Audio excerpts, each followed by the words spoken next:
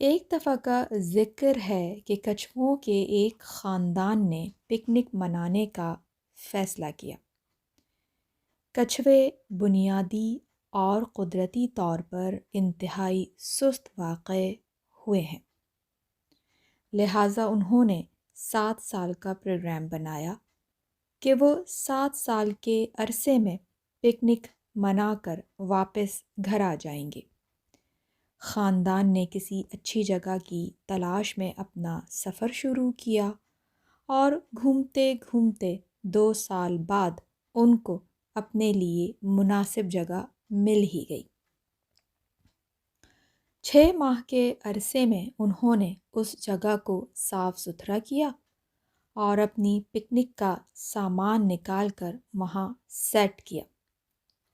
سب تیاریاں مکمل کرنے کے بعد انہیں معلوم ہوا کہ نمک تو وہ گھر ہی بھول آئے ہیں، اور ان سب کا کہنا تھا کہ نمک کے بغیر پکنک کا سارا مزہ کرکرا ہو جائے گا۔ ایک لمبی بحث کے بعد ایک نوجوان کچھوا گھر سے جا کر نمک لانے کے لیے تیار ہوا۔ یہ نوجوان کچھوا باقی ماندہ کچھوؤں سے قدرے تیز بھی تھا، لیکن وہ ایک شرط پر جانے کے لیے تیار ہوا کہ جب تک وہ واپس نہیں آئے گا کوئی خوراک کو ہاتھ نہیں لگائے گا اور کوئی کچھ بھی نہیں کھائے گا۔ خاندان والے اس کی شرط مان گئے اور وہ نوجوان کچھوا چلا گیا۔ 3 سال گزر گئے لیکن وہ کچھوا واپس نہیں آیا۔ 5 سال، 6 سال، بالآخر 7 سال گزر گئے لیکن اس نوجوان کچھوے کا کچھ معلوم نہیں ہوا۔ تھک ہار کر خاندان کے سب سے بوڑھے کچھوؤں نے فیصلہ کیا کہ ہم مزید بھوکے نہیں رہ سکتے، اور یہ فیصلہ ہوا کہ اب کھانا کھا لینا چاہیے۔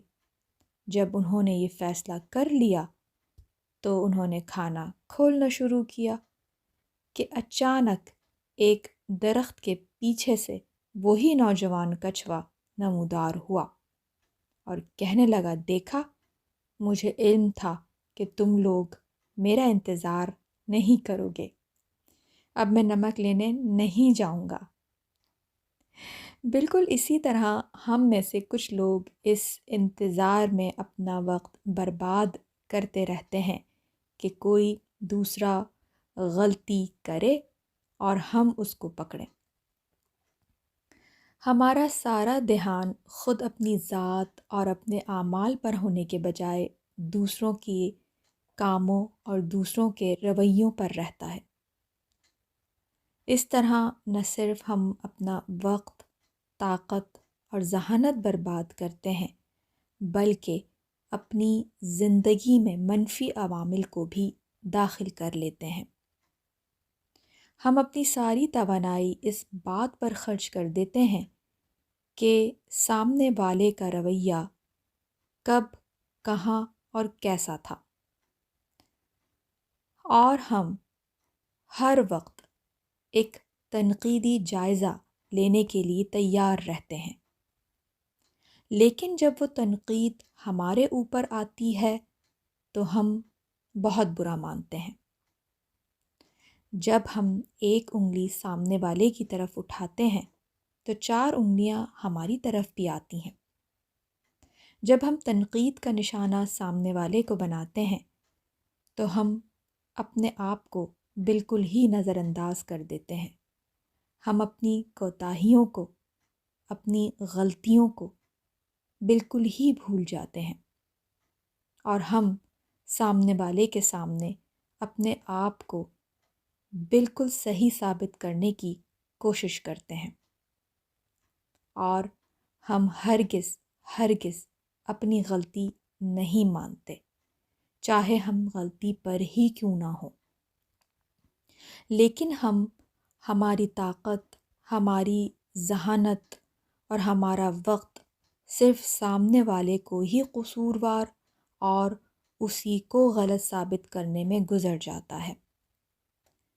کیا ہم کبھی اپنا تنقیدی جائزہ لیتے ہیں؟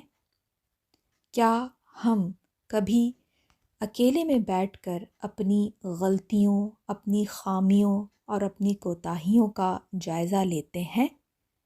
کیا ہم کبھی یہ سوچتے ہیں کہ ہم نے کہاں، کب اور کس سے کیا بات غلط کی تھی؟ کہ ہم نے کس وقت کس طرح اپنا رویہ رکھا تھا؟ کہ ہمارے رویے سے اس وقت جو موجود تھے لوگ، ان کو دلی تکلیف ہوئی تھی؟ ہرگز نہیں، بالکل بھی نہیں۔ بلکہ ہم تو یہ ثابت کرنے کی کوشش کرتے ہیں کہ ہم تو بہت ہی معصوم ہیں اور ہم نے تو کوئی غلطی کی ہی نہیں، ہمارا رویہ بہت اچھا تھا، اور ایک سخت مزاج اور سخت رویہ ہم اپنائے رکھتے ہیں۔ ہمیں چاہیے کہ ہم اپنی غلطیوں، اپنی کوتاہیوں اور اپنی جو ہمارے رویے ہیں ان کو دیکھنا چاہیے۔ اگر ہم کہیں غلط ہیں، کہیں ہم کسی کو نظر انداز کر رہے ہیں، کسی کے ساتھ ہمارا بیہیویئر اچھا نہیں ہے، تو ہمیں چاہیے اس کو صحیح کریں۔ ہماری ذرا سی غلطی، ہمارا ذرا سا کڑوا لہجہ سامنے والے کے دل میں کیا اثر ڈالے، اس کو کتنی تکلیف ہو، یہ ہم نہیں جانتے۔ اللہ تعالیٰ ہمیں نیک، سیدھی، سچی راہ پر چلنے والا بنائے، ہمیں اس راہ پر چلائے جس پر اس کا انعام ہے، نہ کہ ان لوگوں کی راہ پر جس پر ان کا غیظ و غضب نازل ہوگا۔ اللہ تعالیٰ ہم سے راضی ہو، ہم سے وہ اعمال کروائے جو ہمیں اور ہمارے لیے، ہمارے آنے والوں کے لیے صدقہ جاریہ ہوں، اور ہمارے وہ اعمال ہمارے والدین کے لیے صدقہ جاریہ ہوں۔